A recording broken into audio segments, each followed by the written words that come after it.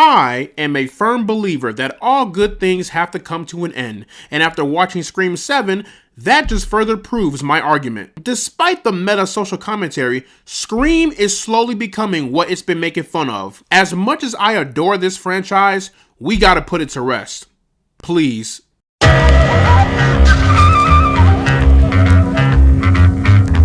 So Scream 7 is the 7th installment into the Scream franchise. The film is directed by Kevin Williamson and it stars Neve Campbell, Courtney Cox, Isabel May, McKenna Grace, Mason Gooding, and Jasmine Savoy Brown. When a new Ghostface killer emerges in the quiet town where Sydney has built a new life, her darkest fears are realized as her daughter becomes the next target. Determined to protect her family, she must face the horrors of her past to put an end to the bloodshed once and for all. On paper, it sounds awesome. In execution, it's not so awesome. This is actually the worst installment since Scream 3, and that is saying a lot. Scream 3 is still the worst installment in the franchise, but Scream 7, it's a close high. This movie kind of feels like a retcon from what the last two films have been building up, but I'll get into that later. The only good thing carried over from Scream 6 to 7 was the brutality of Ghostface. Did I just unintentionally make a 6-7 joke?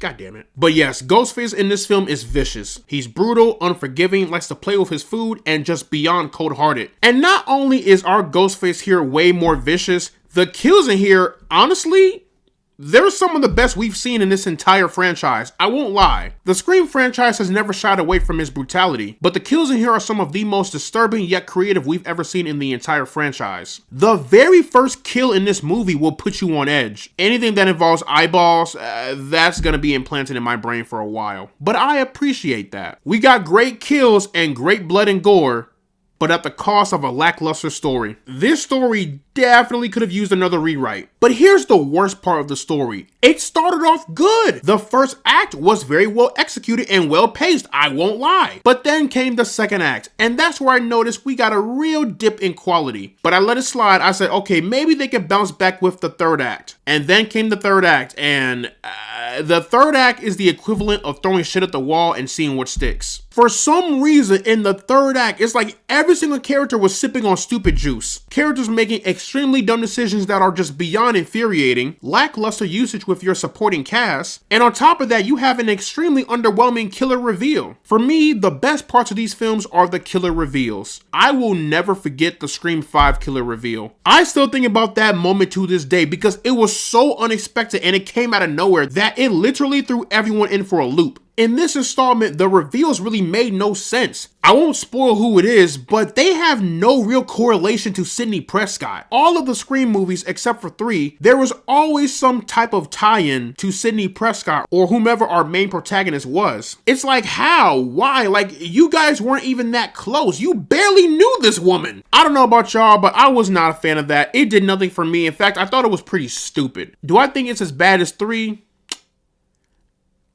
It's a close high, I won't lie. I'm gonna put those reveals at number 1 for now. As much as I hate to say this, I didn't really care much for our supporting characters. And I'm not even talking about the characters that were introduced in this installment. Characters from Scream 5 and 6 are in here and they do nothing. For example, Chad and Mindy.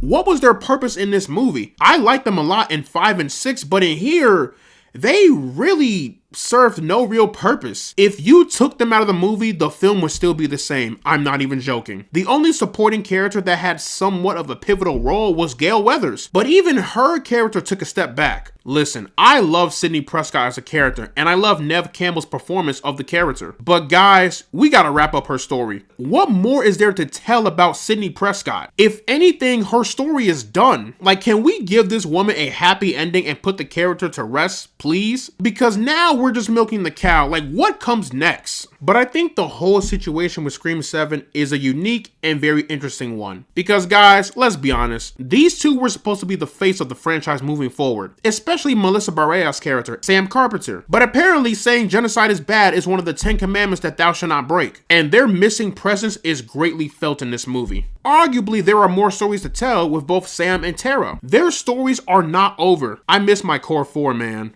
bring them back. The movie doesn't even acknowledge Sam and Tara, as if they didn't have a pivotal role in the last 2 films. They could have at least name dropped them and mentioned where they have been, but they didn't even do that. They didn't even do the bare minimum. This movie goes forward as if those 2 characters never existed. Not even Chad or Mindy mentions them. That is nasty work. And I probably should mention this because I think it's important that you know this going in, but the film utilizes AI. Now, I don't mean as far as creating the entire film. I don't mean as far as the creative process. Oh no. I mean as far as using AI as the main antagonist. I won't go too much into details, but if you heard a certain voice in the trailer, just know that that person is very present in the film. And I'm not mad at that because, again, given how meta this franchise is, it was only a matter of time, guys. So one of the antagonists in the film is AI. There is a plot hole that involves the AI usage that I won't get into, but it really makes you question some things. But there is one moment that the AI is used in the 3rd act, and I'm not gonna lie to you, it was giving heavy nostalgia bait. Like, I really sat there in distraught trying to process what I was looking at. The funny thing is, there were people in my theater clapping, and I'm sitting up here like, did we watch the same movie? I don't know, man. Some people will like it, some people won't.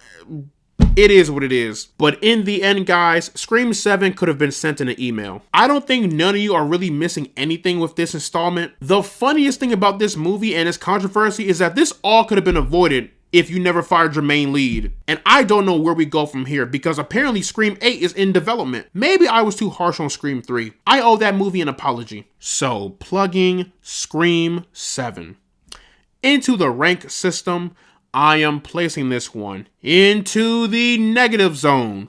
What a shame, man. What a shame. But yeah, y'all, that is pretty much my review for Scream 7. Let me know down in the comments section below what you guys thought about the film. Did you love it? Did you hate it? What is your favorite film in the entire franchise? Whatever you thought, let me know down in the comments section below. And as always, guys, leave a like and subscribe if you want to see more, and I will see you all in the next one.